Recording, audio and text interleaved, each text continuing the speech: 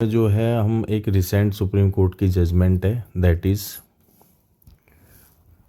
जी विक्रम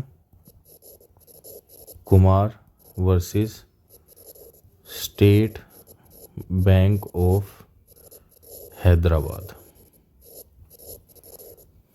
ठीक है, ये जजमेंट है और ये किससे रिलेटेड डील करती है? ये डील करती है सारफेसी एक्ट से। ठीक है ना, सारफेसाई एक्ट से डील करती है।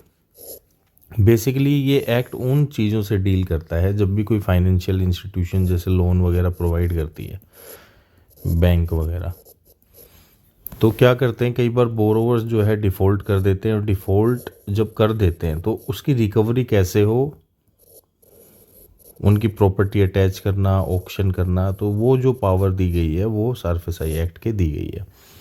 अब इसमें इसकी फुल फॉर्म होती है securitisation and reconstruction financial assets and enforcement of security interest. तो ये पूरा बन गया सारफेसाई एक्ट एंड 2002। ठीक है, अब बेसिकली हम डिस्कस करेंगे, लेकिन डिस्कस से पहले हम कुछ प्रोविजंस को डिस्कस करेंगे जो बहुत ही इम्पोर्टेंट है। और उसमें से एक ये भी इम्पोर्टेंस हम करेंगे कि whether the writ is maintainable, और किस केस में, जबकि डायरेक्टली जब हम अगर मान लो आपके बैंक से कोई नोटिस आता है, ठीक है, तो क्या रिट मेंटेनेबल है? क्या कोई ऐसा प्रोविज़न है जो रिट को रिप्लेस कर रहा है या ऑल्टरनेट रेमेडी प्रोवाइड कर रहा है? तो उसी चीज़ से ही ये डील करता है। अब क्या होता है कि मैं एक जनरल सिनेरियो आपको बता रहा हूँ कि जैसे यहाँ से लोन लिया, तो लोन जो है जनरली क्या होती है, आप पे करते हो ईएमआईज़ में। ठीक है, ईएमआईज़ में कई बार क्या होता है, डिफ़ॉल्ट हो जाता है, नहीं पेमेंट कर पाते कई बार। उसके बाद में क्या होगा, आपको बैंक नोटिस देगा। ठीक है, नोटिस किस चीज़ का देगा? नोटिस इस चीज़ का देगा कि आपको भाई पे करना है and you are being defaulter. ठीक है, और वो नोटिस कौन सी एक्ट में जाता है? Section 13 subsection 2 SARFAESI act. पढ़ लेते हैं एक बार। यहाँ पे 13 है, एनफोर्समेंट ऑफ सिक्योरिटी इंटरेस्ट, ये 13(2) रहा। वैन एवर एनी बोरोवर, देखो बोरोवर टर्म आ गया। बोरोवर का मतलब जिसने लोन लिया है, ठीक है ना। Who is under liability to secured creditor. Secured creditor का मतलब क्या है कि अगर लोन लिया है मान लो, तो उसने कोई जो है प्रॉपर्टी को गिरवी रखा होगा, ठीक है ना, किसी प्रॉपर्टी की एवज में लिया होगा, तो वो क्या हो गई, सिक्योरिटी हो गई। और सिक्योर्ड हो गया मतलब एक तरह से वो इनसिक्योर्ड नहीं रहा ना, कि भाई अगर मान लो डिफ़ॉल्ट करेगा तो क्या करेगा बैंक, इसको कब्जा लेगा। अंडर ए सिक्योरिटी एग्रीमेंट, कुछ एग्रीमेंट होता है जब लोन वगैरह, क्योंकि जो भी फाइनेंशियल इंस्टीट्यूशंस हैं विच आर डीलिंग अंडर और doing such kind of things, तो वो क्या करती हैं, प्रॉपरली जो है एक प्रॉपर इंस्टीट्यूशन होता है, प्रॉपरली जो उनके प्रोसेस होता है, ठीक है ना, तो डॉक्यूमेंटेशन वगैरह सारी चीज़ें प्रॉपर होती हैं। मेक्स एनी डिफ़ॉल्ट इन रीपेमेंट। अब देखो रीपेमेंट का आ गया ना, कि जो लोन लिया था वो अगर डिफ़ॉल्ट करता है तो क्या करेगा, सिक्योर डेट और या फिर इंस्टॉलमेंट वगैरह में, ठीक है ना। तो सबसे पहले तो क्या करेगा, एनपीए कर देगा, ठीक है ना। लेकिन सुप्रीम कोर्ट के भी रिसेंट जजमेंट आई थी कि एनपीए करने से पहले एक बार उससे जो है आप उसको हियरिंग का मौका देंगे, ठीक है ना।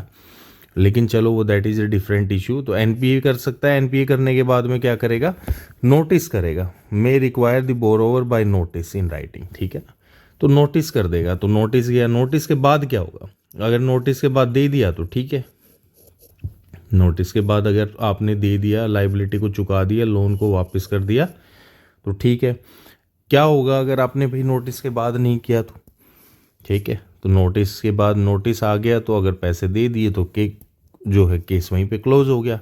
लेकिन अगर नोटिस के बाद भी नहीं दिया तो कौन सा सेक्शन फिर आता है, 13(4), ये आ गया 13(4).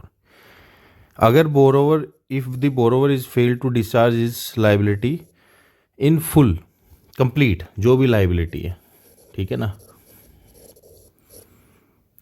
With in the time specified in subsection 2, ठीक है ना, जो कि है 60 डेज। अगर इसके अंदर में नहीं देता है तो क्या कर सकता है, रिकवर कर सकता है वो अपने डेट को, कैसे, पोजेशन ले सकता है, बिजनेस है तो मैनेजमेंट छीन लेगा, ठीक है ना, अपने जो है कोई बंदा वहाँ पे अपॉइंट कर देगा, ठीक है ना। तो जब भी प्रॉपर्टी की अगर बात है तो वो क्या करेगा, प्रॉपर्टी में पोजीशन ले लेगा, उसकी पावर है वो। अब जो है, जो बोरोवर है वो कहता है नहीं जी, मैं तो जो है ना, ये मेरे साथ में कुछ साजिश हुई है, मैं तो सारे पैसे चुका रहा हूँ बराबर, और I am just giving all the liabilities according to time, but there must be some kind of mismanagement और मिसकम्युनिकेशन, ठीक है ना। या फिर कई बार क्या होता है कि बैंक जब जब नोटिस वगैरह इशू कर रहा होता है तो टॉक्स चल रही होती है, मीडिएशन चल रही होती है ऑलरेडी, और उस टाइम पे क्या होता है, जो बोरोवर है उसके पास में मनी नहीं है, लेकिन आफ्टर सम टाइम मनी उसके पास में आ गया, बट नाउ अब बैंक कह रही है कि नहीं जी, हम तो नहीं मानेंगे क्योंकि हमने बात कर चुके हैं। तो क्या रेमेडी है, तो ये रेमेडी है कि वो जाएगा अपील में, क्योंकि बैंक अब उसकी नहीं सुन रहा है, but he is ready to give money, तो वो किस में चले जाएगा, सेक्शन 17 में क्या कह रहा है, राइट टू अपील, वो डीआरटी में चले जाएगा, डेट रिकवरी ट्रिब्यूनल जो है, जो भी उसकी बन रही है डेट रिकवरी ट्रिब्यूनल में उसकी अपील कर सकता है। और अपील में क्या कहेगा वो, या कोई प्रोसीजरल लैप्स है तो लैप्स कहेगा कि भाई मुझे तो नोटिस मिला ही नहीं, या फिर भाई नोटिस जो है मेरे को गलत दिया गया है और मैं तो अपनी लाइबिलिटी दे रहा हूँ, या फिर क्या है कि भाई I am ready to give, ठीक है ना। तो अगर रेडी टू गिव है तो सेटलमेंट होगा ही होगा। क्यों, मैं ऐसा क्यों कह रहा हूँ, क्योंकि सेक्शन 13(8)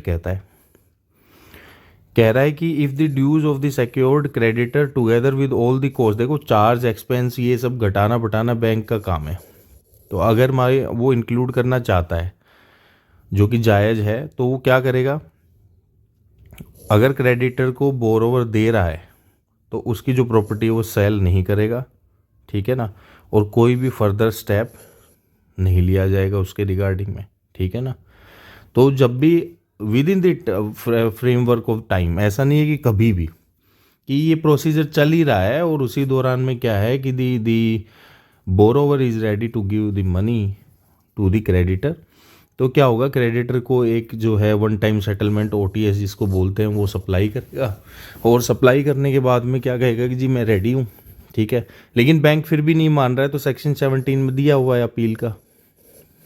दोनों ही केसेस में अगर भाई प्रोसीजरल लैप्सेस है तब भी वो जा सकता है उनके सामने, बैंक उसकी नहीं सुन रहा है, और भाई he is ready to give money but bank is not taking money, तो अपील की रेमेडी है, ठीक है ना। उसको वो सीधा चला जाएगा अपील में, DRT जो भी उसके पास में, जिस भी DRT की वहाँ पे टेरिटोरियल जुरिसडिक्शन है वहाँ पे वो जाके अपील कर सकता है और वो सेटलमेंट हो जाएगा। और बैंक जो जो जनरली है DRT जो है रिलीफ दे देती है अगर the borrower is ready to give some kind of money, ठीक है ना, क्योंकि मनी से रिलेटेड है, तो अगर वो पैसे देने को तैयार है, अपफ्रंट अमाउंट आप जमा कराइए कुछ और आपको थोड़ा सा रिलीफ मिल जाएगा, थोड़ा टाइम मिल जाएगा, और जो भी प्रपोजल होगा OTS प्रपोजल उस हिसाब से सेटलमेंट अगर आपकी हो गई है बैंक में जो कि DRT की हीयरिंग के दौरान में, तो वो क्या होगा उसी अकॉर्डिंग में ऑर्डर कर देंगी, ठीक है ना। तो आपके पास में DRT की जो है अपील अवेलेबल है,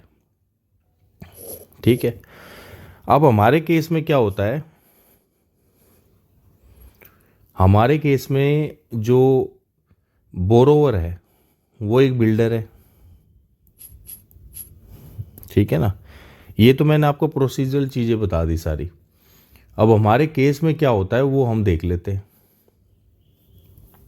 हमारे केस में एक जो ये केस है जो जिसको हम आज डिस्कस करने वाले, जिसका नाम है G. Vikram versus state bank of Hyderabad. ये क्या करता है, ये बोरोवर है, एक बिल्डर है, वो बोरोवर है, ठीक है। अब जो बोरोवर है तो इसको क्या हुआ, ये इसने डिफ़ॉल्ट किया, बिल्डर ने डिफ़ॉल्ट करने के बाद में इसको नोटिस आ गया, यही 13(2) फिर 13(4), और फिर जो है ऑक्शन के लिए जो एक्शन जो लेना था बैंक ने, वो बैंक ने चालू कर दिया in order to recover the borrowed amount. अब हाउसिंग प्रोजेक्ट था ये एक, ठीक है, इसको भी आगे सेल करना था, तो इसने जब डीआरटी बैंक ने जब चालू किया एक्शन को, तो इसने उस एक्शन को चैलेंज किया। चैलेंज कैसे किया? डीआरटी में। और एक्शन तो मैंने आपको एक्सप्लेन कर ही दिया है, ठीक है ना।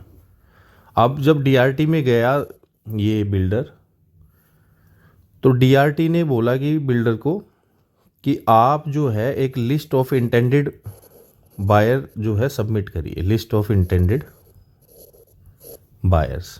क्योंकि लिस्ट ऑफ इंटेंडेड बायर्स का मतलब है कि भाई आपको, क्योंकि आप बिल्डर हो, आपको सेल करना है, तो इसने कहा होगा कि जी ठीक है जी, मैं सेल करके जो दे दूंगा। तो आप जो डीआरटी ने जो बोला, डेट रिकवरी ट्रिब्यूनल ने बोला that you have to submit a list of intended buyers, कि भाई एटलीस्ट कुछ तो होना चाहिए कि कौन खरीदेगा, कब खरीदेगा, कैसे, क्या जो भी प्लान है। क्योंकि जो मैंने बताया ओटीएस, इस टाइप से प्रपोजल्स सबमिट होते ही हैं कि भाई आप जो चुकाओगे वो कैसे चुकाओगे, बेचोगे, सेल करोगे, या फिर भाई आप उसको जो है खुद यूज़ करोगे। तो यहाँ बिल्डर है तो वो सेल करेगा, तो आप क्या जमा करिए, वो डीआरटी के सामने है, ठीक है जी, आप जमा कर दीजिए, जो भी इंटेंडेड बायर्स हैं उनकी लिस्ट जमा कर दीजिए, ठीक है ना।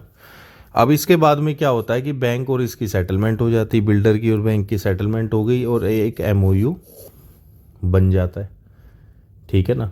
एक एमओयू बन गया एक फ्लैट को लेके, ठीक है ना। और उसमें ये लिखा गया था कि एक एग्रीमेंट टू सेल एग्जीक्यूट करेंगे,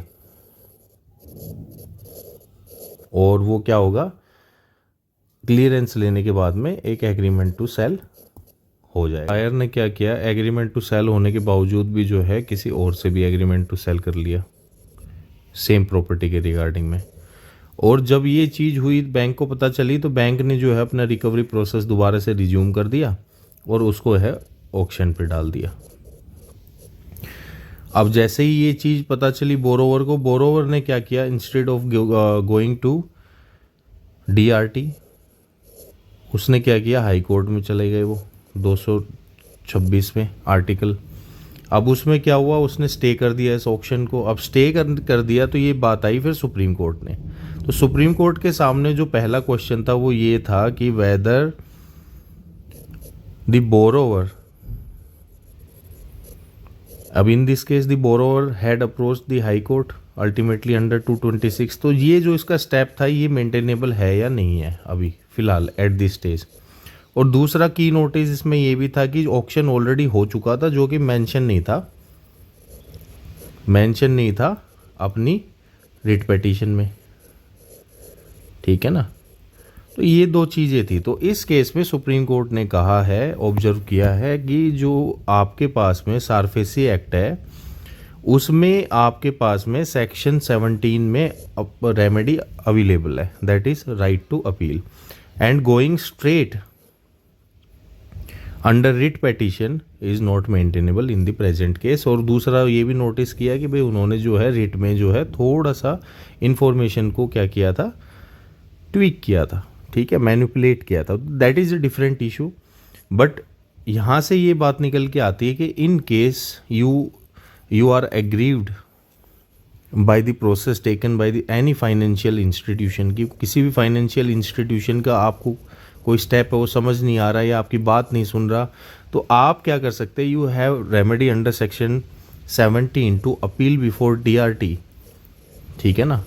और डीआरटी में अपील करके आप रेमेडी को प्राप्त कर सकते हैं। बट जब ये रेमेडी आपके पास में अवेलेबल है तो डायरेक्टली आप किसी और फोरम में जाके, क्योंकि ये फोरम ही बनाया है, स्पेशलाइजेशन इसकी यही है, तो डायरेक्टली आप 226 में जा रहे हैं तो that might not be entertained. तो वही ये चीज़ हुई इस केस में, जो है उस चीज़ को मेंटेनेबल नहीं बताया, और जो हाई कोर्ट ने जो स्टे किया था उस चीज़ को मेंटेनेबल नहीं बताया। सी यू इन नेक्स्ट वीडियो।